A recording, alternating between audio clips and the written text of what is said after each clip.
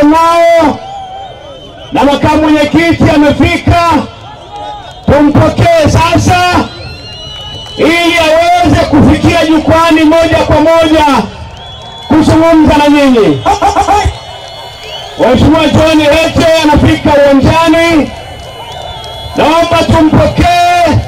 Mlioko mbali naomba msogee. Mlioko mbali sogeni, mlioko mbali msiogope, sogeni.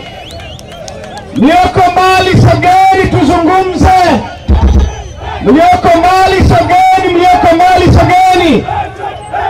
Makamu mwenyekiti na ujumbe mahususi juu ya Tanzania.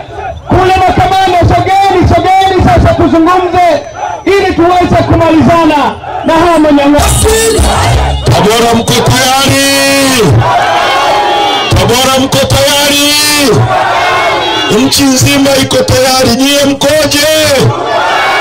Mko tayari kwa nini? No reforms. Tabora no reforms. Ndugu zangu wa Tabora, wa Tanzania, nchi yetu iko kwenye crossroad. Iko njia panda.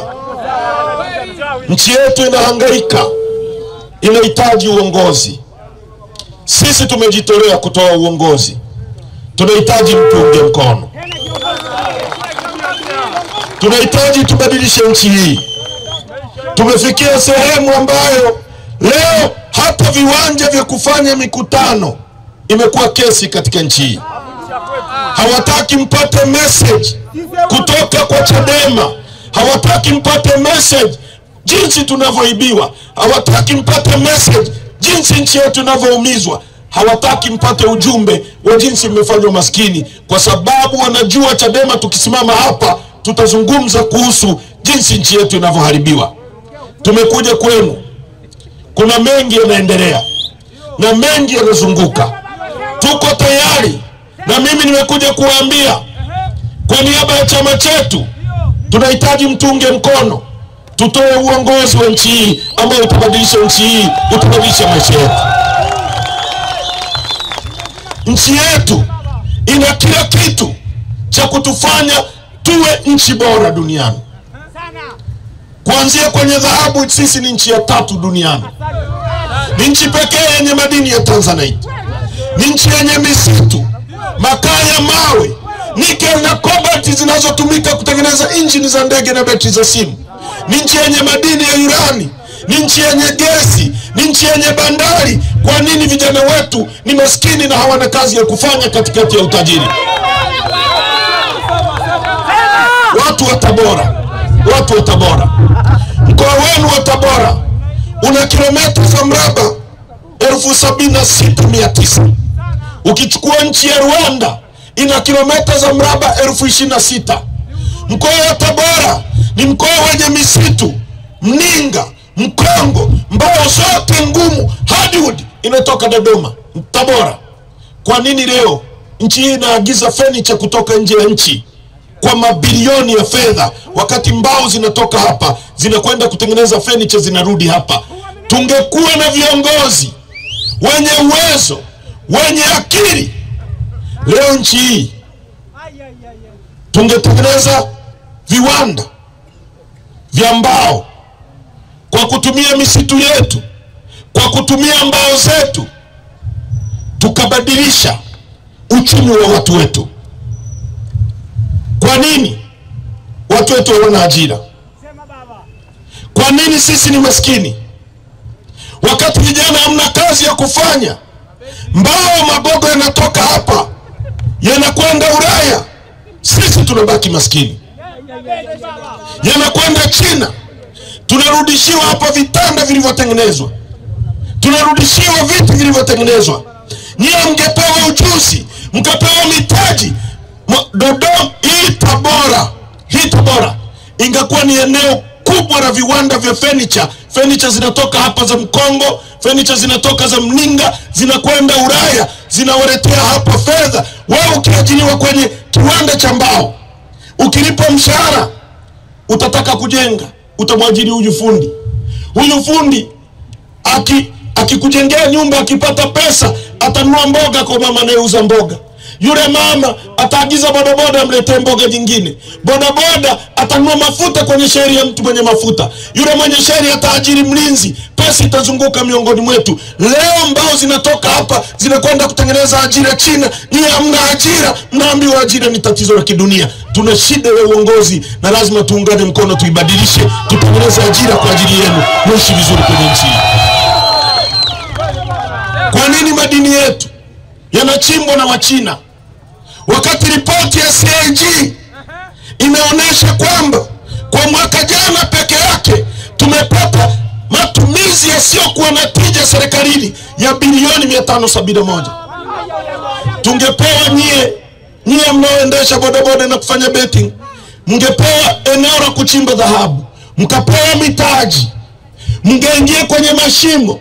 Ukitoa dhahabu, tungeunda vikundi vya vijana 100 tukawapa maeneo yenye dhahabu, tukawapa mitaji. Hizi fedha zinazochezewa ambazo ripoti ya CAG inaonyesha zinapelekwa si kwenye goli la mama, si kiduku cha nini, si waigizo, vitu vya ajabu. Mkapewa nyie kama mitaji, mkapewa kasha, mkapewa baruti, mkaingia kwenye mashimo mkitoa dhahabu. Wewe mkiwa na kikundi, ukipata milioni 100, utanunua lori, utamwajiri huyu.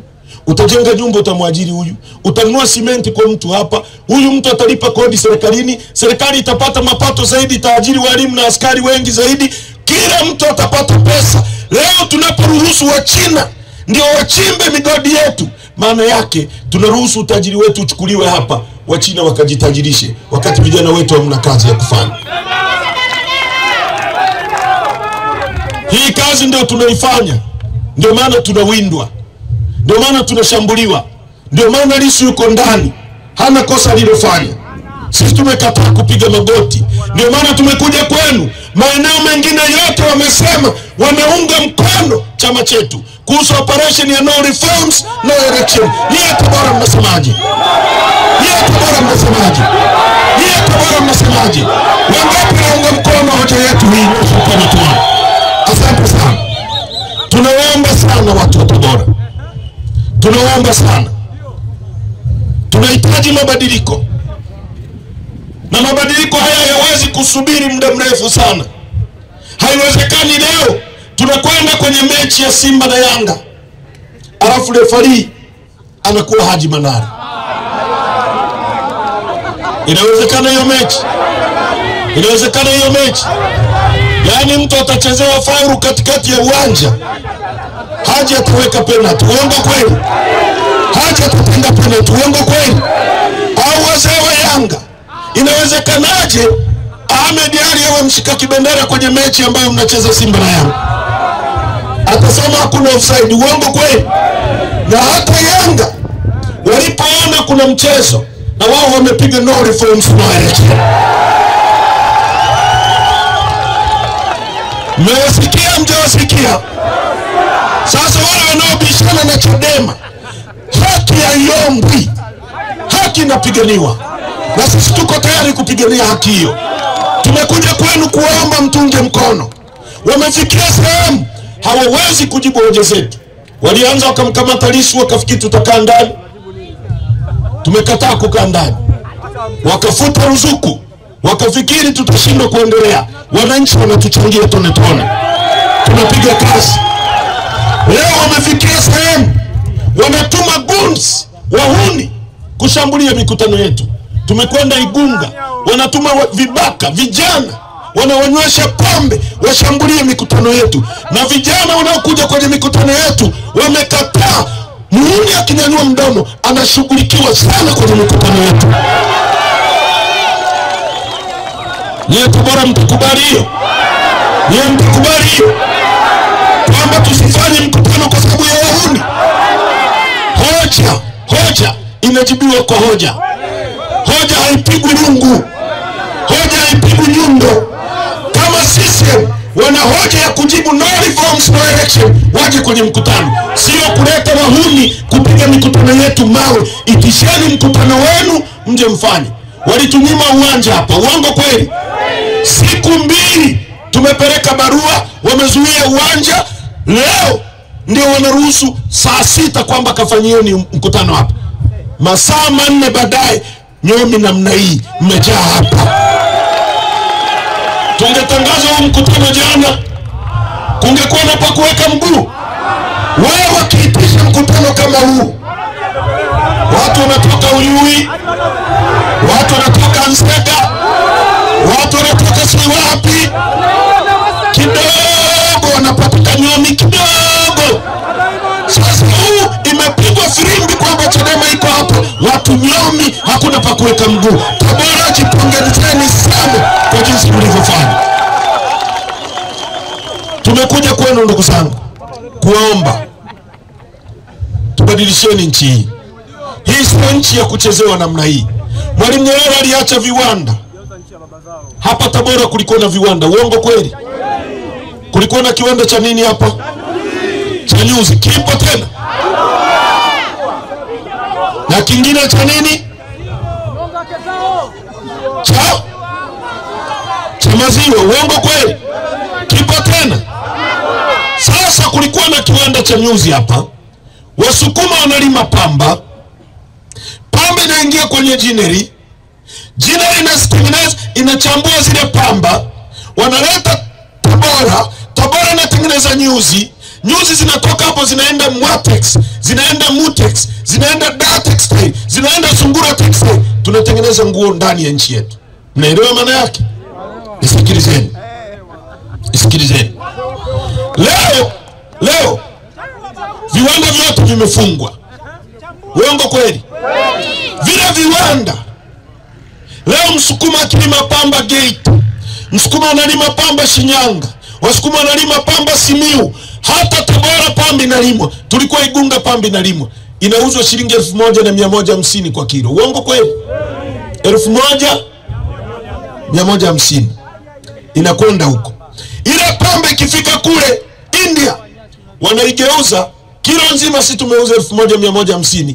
Wao wanaingiza kwenye jineri ambazo tulikuwa nazo zama za Mwalimu. Inafungwa kwenye kikaratasi, gramu 200, inarudi kwenye hospitali yenu ya Kitete. Inaitwa Kitete?